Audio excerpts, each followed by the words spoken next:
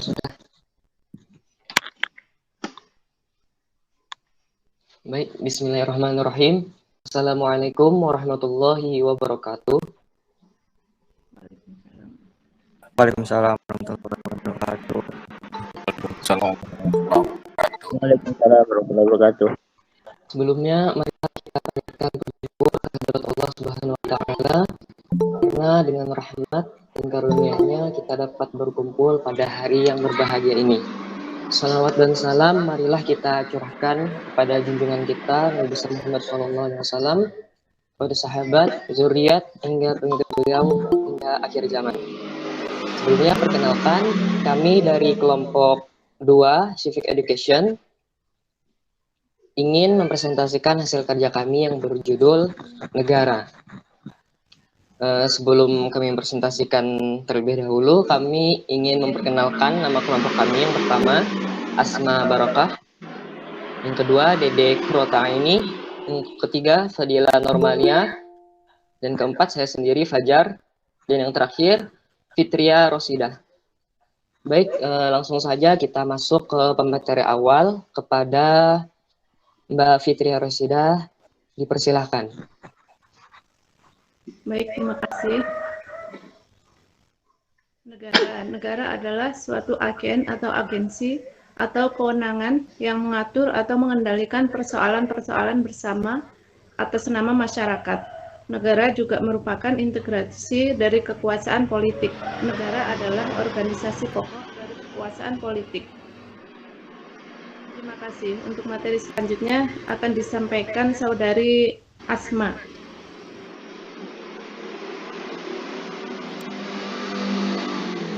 Sifat-sifat negara.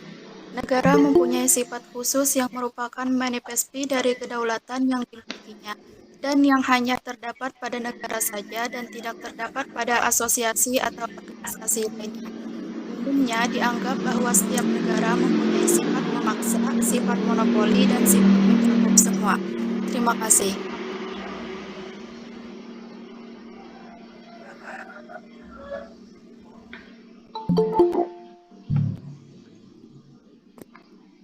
Baik, di sini saya sebagai moderator juga ingin menyampaikan materi, yaitu unsur-unsur negara. Jadi, unsur-unsur negara di Indonesia terdiri dari 3. Yang pertama, wilayah, penduduk, terdiri dari 4. Yang pertama, wilayah, penduduk, pemerintahan, dan yang terakhir kedaulatan. Untuk wilayah setiap negara menduduki tempat tertentu di muka bumi dan mempunyai perbatasan tertentu. Kekuasaan negara mencakup seluruh wilayah, tidak hanya tanah tetapi juga laut di sekelilingnya dan angkasa di atasnya. Kemudian untuk penduduk, setiap negara mempunyai penduduk dan kekuasaan negara menjangkau semua penduduk di dalam wilayahnya. Dalam mempelajari soal penduduk ini, kita perlu memperhatikan faktor-faktor seperti kepadatan penduduk, tingkat pembangunan, tingkat kecerdasan, homogenitas, dan masalah nasionalisme. Kemudian untuk yang pemerintah, setiap negara mempunyai organisasi yang berwenang untuk merumuskan dan melaksanakan keputusan-keputusan yang mengikat bagi seluruh penduduk di dalam wilayah tersebut. Keputusan-keputusan ini antara lain berbentuk undang-undang dan peraturan-peraturan lainnya. Kemudian yang terakhir, kedaulatan. Kedaulatan ini merupakan kekuasaan yang tertinggi untuk membuat undang-undang dan melaksanakan dengan semua cara, termasuk paksaan yang tersedia. Negara mempunyai kekuasaan yang tertinggi ini untuk memaksa semua penduduknya agar menaati undang-undang serta peraturan-peraturan yang telah ditetapkan. Mungkin itu saja yang dari saya, kemudian dilanjutkan oleh teman kami yaitu Fadila.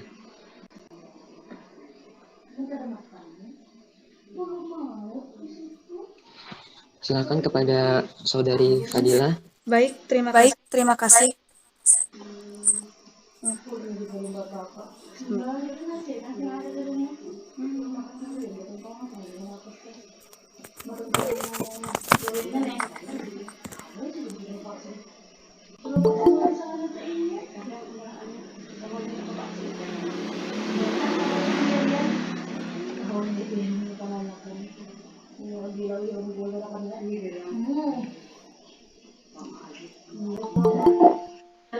Tunggu sebentar, Afwan.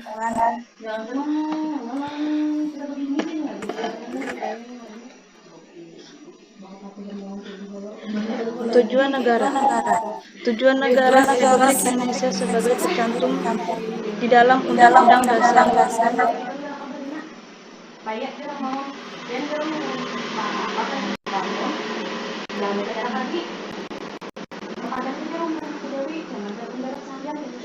Tujuan negara Republik Indonesia sebagai tercantum sebagai di dalam Undang-Undang Dasar 1945 ialah untuk membentuk suatu pemerintahan negara Indonesia yang melindungi segenap bangsa Indonesia dan seluruh tumpah darah Indonesia, dan untuk memajukan kesejahteraan umum, mencerdaskan kehidupan bangsa, dan ikut melaksanakan ketertiban dunia yang berdasarkan kepada perdamaian abadi dan keadilan sosial, dengan berdasarkan kepada ketuhanan yang Maha Esa, kemanusiaan yang adil dan beradab, persatuan Indonesia, dan kerakyatan yang dipimpin oleh hikmah, kebijaksanaan dalam pemusyawaratan perwakilan, serta mewujudkan suatu keadilan sosial bagi seluruh rakyat Indonesia.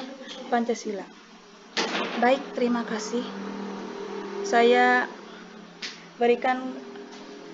lanjutkan kepada kesimpulan untuk saudari Ota. Kesimpulan. Apakah itu negara? Jadi sebagai kesimpulan dapat dikatakan bahwa negara adalah suatu daerah teritorial yang rakyatnya diperintah governed oleh sejumlah pejabat dan yang berhasil menuntut dari warga negaranya ketaatan pada peraturan perundang-undangannya melalui penguasaan kontrol monopolitis terhadap kekuasaan yang sah. Bagaimana sifat-sifat dan unsur suatu negara? Negara mempunyai sifat khusus yang merupakan manifestasi dari kedaulatan yang dimilikinya dan yang hanya terdapat pada negara saja dan tidak terdapat pada asosiasi lainnya. Setiap negara mempunyai sifat, yaitu sifat memaksa, sifat monopoli, sifat mencakup semua. Dan negara terdiri atas beberapa unsur, yaitu wilayah, penduduk, pemerintah, kedaulatan. Apakah tujuan dan fungsi negara? Negara dapat dipandang sebagai asosiasi manusia yang hidup dan bekerja sama untuk mengejar beberapa tujuan bersama. Dapat dikatakan bahwa tujuan terakhir setiap negara ialah menciptakan kebahagiaan bagi rakyatnya. Akan tetapi setiap negara, terlepas dari ideologinya, menyelenggarakan beberapa minimum fungsi yang mutlak, yaitu melaksanakan penerbitan, mengusahakan kesejahteraan dan kemakmuran rakyatnya, pertahanan, menegakkan keadilan. Sekian, terima kasih. Sarannya enggak lah. Baik, terima kasih kepada semua pemateri. Untuk itu kita masuk ke sesi tanya jawab. Di sini kami akan melaksanakan sesi tanya jawab dengan pertanyaan 3 penanya terlebih dahulu. Untuk sesi tanya jawab, persilakan untuk teman-teman yang ingin bertanya. Izin bertanya. Silakan. Assalamualaikum warahmatullahi wabarakatuh. Perkenalkan, nama saya Muhammad Afin Hasan dari kelompok 5. Jadi kan di sini ada berbagai macam pendapat dari para ahli tentang fungsi negara. Jadi salah satu pendapat menurut Charles E. Mariam, apa saja fungsi negara tersebut? Saya kembalikan kepada moderator. Terima kasih. Baik, terima kasih kepada Muhammad Afin. Izin bertanya, moderator. Silakan. Kan tadi sudah dibahas tujuan negara Republik Indonesia itu tercantum di dalam Undang-Undang Dasar 1945. Jadi saya bertanya, apakah usaha dari kita, anak muda atau mahasiswa, untuk mencapai tujuan tersebut? Sekian, terima kasih. Izin bertanya, moderator. Sebentar, tunggu. Kata sabar kita.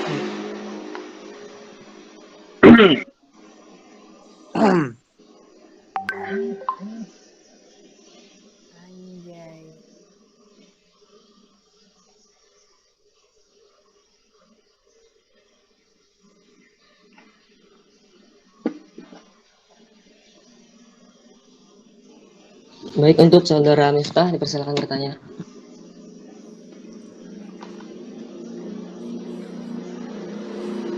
Apa saja syarat-syarat negara maju? Bagaimana supaya negara itu dibilang maju, apa saja syaratnya? Terima kasih. Baik, terima kasih kepada ketiga penanya. Kami sebagai pemateri ingin meminta waktunya kira-kira 7 menit untuk kami menjawab pertanyaan dari penanya.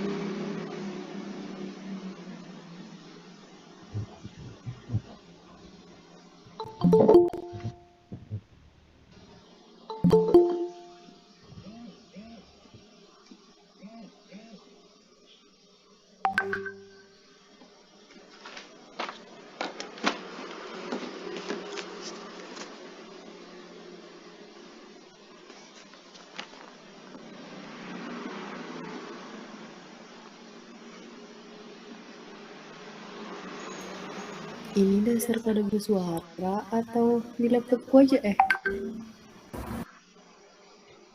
Belum. Lagi menjawab pertanyaan. Oke. 7 menit.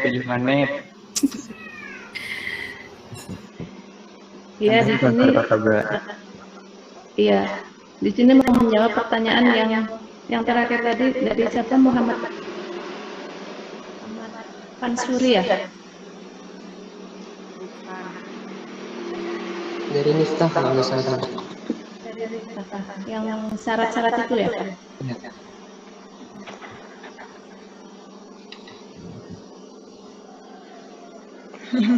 Silahkan kepada Mbak Fitri-nya. Iya, di sini apa syarat-syarat untuk negara maju. Yang pertama itu infrastruktur yang layak untuk mendukung mobilitas dan untuk mendukung pembangunan. Untuk yang kedua, penguatan sumber daya manusia itu bisa melalui pendidikan kesehatan dan perlindungan sosial.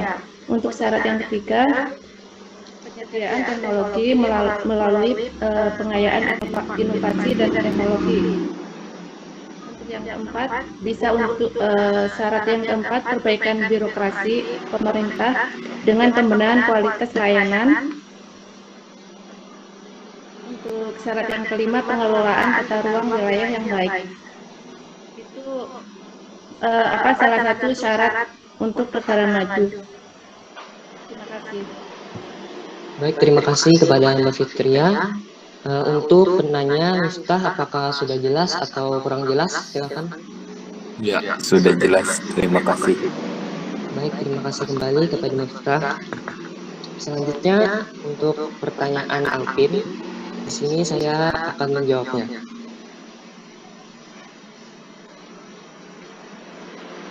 Jadi tadi Alvin bertanya fungsi Charles kan memberikan pendapatnya. Dia menyebutkan ada beberapa fungsi. Beberapa fungsi yaitu yang pertama keamanan eksternal, kemudian ketertiban internal, keadilan, kesejahteraan umum, dan yang terakhir kebebasan. Saya kira cukup sampai di situ. Apakah jelas, Saudara Alvin? Alhamdulillah bisa dipahami. Terima kasih atas jawabannya, Fajar. Sama-sama. Selanjutnya untuk pertanyaan Fansuri, apakah usaha kita sebagai anak muda untuk mencapai tujuan negara? Jadi di sini saya ingin berpendapat usaha kita sebagai anak muda untuk mewujudkan tujuan dari negara itu yang pertama kita harus berpegang teguh pada Pancasila. Pancasila pertama sampai Pancasila kelima. Contohnya saja untuk mencapai sebuah tujuan negara itu negara ini kan memiliki sebuah tujuan yaitu untuk mensejahterakan rakyatnya. Kita sebagai seorang anak muda hendaknya belajar dengan rajin, dengan sungguh-sungguh untuk mencapai sebuah tujuan yang kita tuju, yang akan mewujudkan tujuan negara Indonesia itu menjadi negara yang sejahtera. Selain itu juga kita sebagai seorang anak muda bisa juga bakti sosial contohnya. Jadi seperti kita misalnya saja ada di suatu tempat tersebut terkena bencana nih, kita sebagai mahasiswa kita dapat memberikan donasi atau bantuan kepada penduduk yang terdampak tersebut. Tujuan saya rasa dari saya itu saja. Mungkin ada teman-teman saya yang ingin menambahkan, silakan.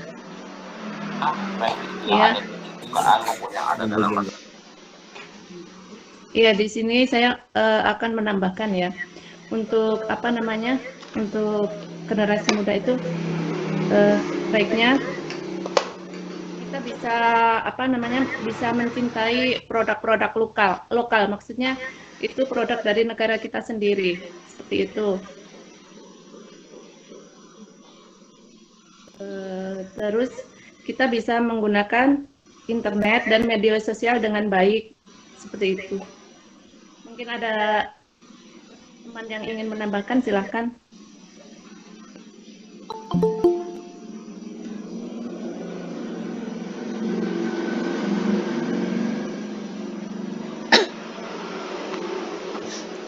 Silakan kepada teman-teman yang ingin menambahkan, terutamanya dari kelompok 2 nih, silakan.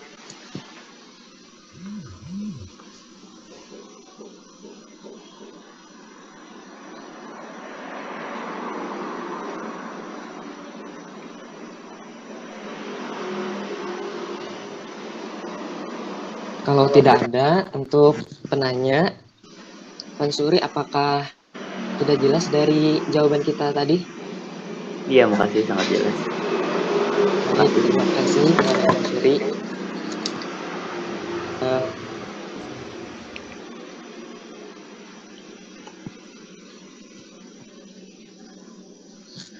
Untuk mengefisiensikan waktu, saya kira presentasi kami hari ini sudah cukup. Jadi apabila ada kekurangan, kehilafan, atau kesalahan dalam kami berbicara, kami mohon maaf sebesar-besarnya. Saya akhiri sebagai moderator. Wassalamualaikum warahmatullahi wabarakatuh.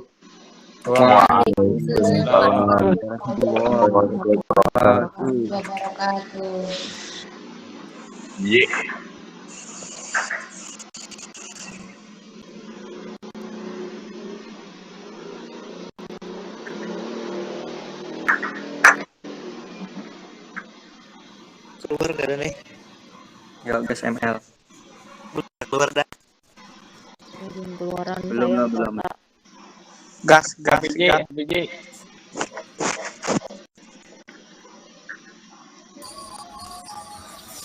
Aduh, aku garing nah jangan nah. Stay Faisal. Faisal mesti. Aku garing nah. Jangan lah.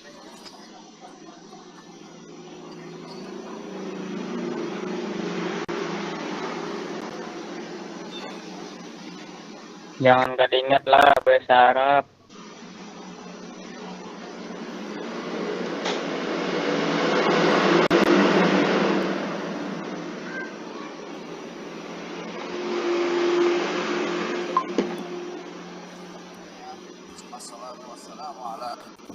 Wassalamualaikum warahmatullahi wabarakatuh.